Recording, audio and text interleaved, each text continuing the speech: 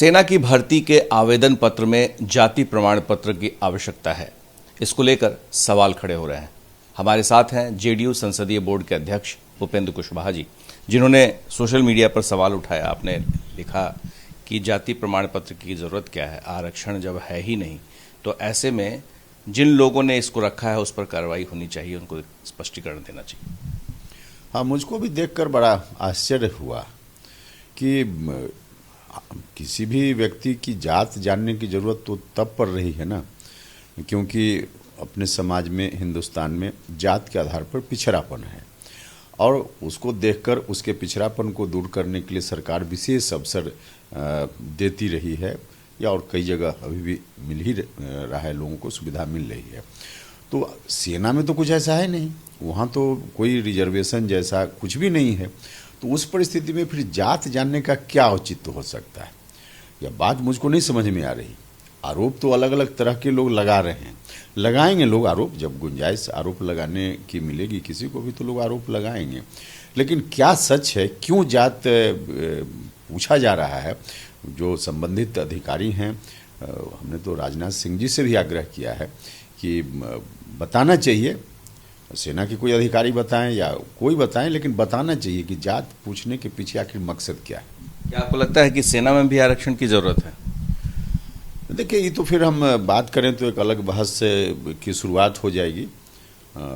उस पर अभी कोई टिप्पणी हम नहीं करेंगे, क्योंकि अलग बहस की शुरुआत करें हम। आपने न्यायपालिका में भी आरक्षण की बात कही है, उसको लेकर लगातार आप अभियान चला रहे हैं, तो ऐसे में क्या सेना में भी इस तरह के आयोजन की जरूरत है? देखिए, यह तो है कि देश में कोई भी संस्था है वहाँ सोशल रिफ्लेक्शन होना चाहिए, यह बात तो बिल्कुल, क्योंकि डाइवर्सिटी हमारे समाज में है और डाइवर्सिटी एक तरह से हमारे समाज की विशेषता भी है। तो इसका तो सब जगह प्रकटीकरण होना चाहिए, सब लोगों को यह एहसास हो कि हम भी हैं। तो इस एहसास को दिलाने के लिए, या फिर उनका जो अधिकार है इतने दिनों से नहीं मिल पाया, तो उसके लिए तो सब जगह इसकी आवश्यकता है। लेकिन यह अभी इस बहस की ज़रूरत नहीं है, अलग बहस है जो उस पर हम लोग बोलते रहते हैं। फिलहाल सेना में जब ऐसी सुविधा है ही नहीं आज की तारीख में, तो भर्ती में जात पूछने का क्या मतलब है, इसके पीछे क्या मंशा है? सिर्फ जात की ही बात नहीं हो रही है, धर्म की भी बात हो रही है कि वहाँ के तहसीलदार या फिर एसडीएम ये सभी बताएं कि धर्म किस धर्म से है, धर्म के लिए भी उसमें। हाँ, ठीक बता रहे हैं आप, जात के साथ साथ धर्म पूछने की भी बात उसमें, कॉलम हमने देखा है, उसमें जात का सर्टिफिकेट देना है, धर्म का सर्टिफिकेट देना है। तो जो लोग हैं उनको बताना चाहिए कि आखिर इसके पीछे क्या मंशा है, विभाग की मंशा, सरकार की मंशा, क्यों लोग पूछ रहे हैं ऐसा? क्योंकि लोग भर्ती होंगे, जाएंगे तो देश के लिए लड़ेंगे, तो देश के लिए लड़ने के लिए किसी खास जात का कोई व्यक्ति हो इसकी आवश्यकता भी नहीं है। और फिर वहाँ एक इस तरह से जात पूछकर, धर्म पूछकर आखिर उसको क्या दिखाना चाहते हैं, उसके पीछे उससे क्या लाभ हो पाएगा, कोई तो हमको बताए। आपको लगता है कि इससे नुकसान है देश को? एक तरह से इसका अगर दुरुपयोग किया गया, क्योंकि सदुपयोग तो कुछ नहीं है, जब कोई सुविधा है नहीं, कोई आरक्षण की बात है नहीं, तो इसका सदुपयोग तो कुछ नहीं है। दुरुपयोग की गुंजाइश तो तब भी बच जाती है। जात जानकर दुरुपयोग हो ही जाएगा ऐसा हम कोई आरोप नहीं लगा रहे हैं, लेकिन आशंका तो हो सकती है, भविष्य में कोई गुंजाइश तो बनती है इसके दुरुपयोग की।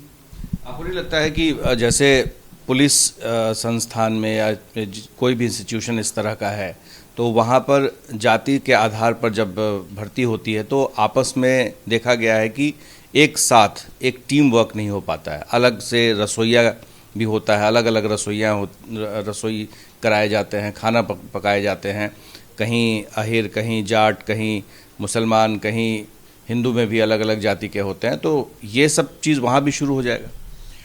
देखिए, निश्चित रूप से यह जो मानसिकता है, हजारों साल से ऐसी स्थिति चली आ रही, जिसके चलते मानसिकता लोगों की बन गई है कि कहीं भी रहते हैं तो उस रूप में कोई अमुक जात का है, हम दूसरी जात के हैं तो हम उससे अलग हैं, ऐसा भाव जो लोगों के मन में है, इस भाव को पाटने के लिए, समाप्त करने के लिए, या फिर उसके चलते जो अधिकार से भी वंचित लोग होते हैं, तो उनके अधिकारों को बराबर के धरातल पर लाने के लिए जरूरी है विशेष सुविधा।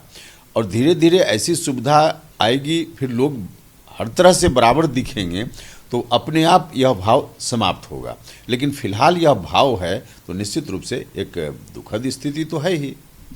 ये जो देखा जा रहा है कि अभी नुपुर शर्मा को लेकर एक विवाद बिहार में भी खड़ा हो गया है, और सीतामढ़ी में अंकित झा जिसका आरोप है, जिसके परिवार वालों का, उसका खुद का उसने स्टेटमेंट दिया है कि वो नुपुर शर्मा का देख रहा था, तभी दूसरे धर्म के लोग, संप्रदाय के लोग आए और उनके साथ मारपीट की और चाकू से हमला करके घायल कर दिया।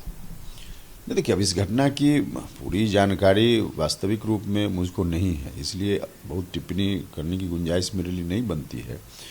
लेकिन हम दोनों चीज़ कहेंगे, जिन लोगों ने भी हमला किया है, अगर ऐसी मंशा से हमला है तो निश्चित रूप से गलत है, हमला नहीं करना चाहिए, क्योंकि इसको देखने का काम प्रशासन का है।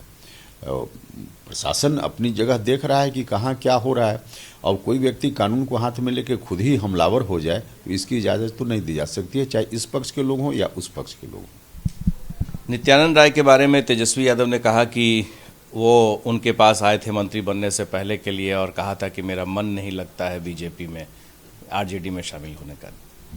अब देखिए, इस पर क्या हम टिप्पणी करें, वो दोनों के बीच की बात है, क्या बात उन्होंने की, क्या बात नहीं की, अब इसमें हम तो कुछ बता नहीं पाएंगे। लेकिन ऐसी बात कोई ऐसा नहीं है कि कोई अप्रत्याशित बात आ गई, ऐसा तो होता ही है। आपस में लोग बात करते हैं तो इच्छा कोई कहीं व्यक्त करता है, चुनाव के समय, बाकी समय तो एक अलग विषय है। लेकिन ऐसी कोई बात कहीं होती भी है व्यक्तिगत रूप में, तो इसको फिर सार्वजनिक किया जाए, यह भी ठीक नहीं है। लेकिन हाँ, उन दोनों के बीच क्या बात हुई उस पर हम क्या टिप्पणी करेंगे, हमको क्या जानकारी। आरसीपी सिंह तो अब निकल गए, केंद्रीय मंत्रिमंडल में शामिल होने को लेकर अब फैसला होना है, तो क्या आप लोग शामिल होंगे? इस सवाल के जवाब के लिए आपको इंतजार करना पड़ेगा, इंतजार कीजिए, जवाब मिलेगा। बहुत सारे सवाल हैं, लेकिन ख़ास और अहम बात यही है कि सेना में भर्ती को लेकर जिस तरह से जाति प्रमाण पत्र और धर्म के बारे में कहा गया है, इसको लेकर के कई सारी बातें सामने आ रही है। इसका जवाब आना बाकी है। हमारे सहयोगी शैलेश के साथ प्रकाश कुमार, एबीपी न्यूज़, पटना।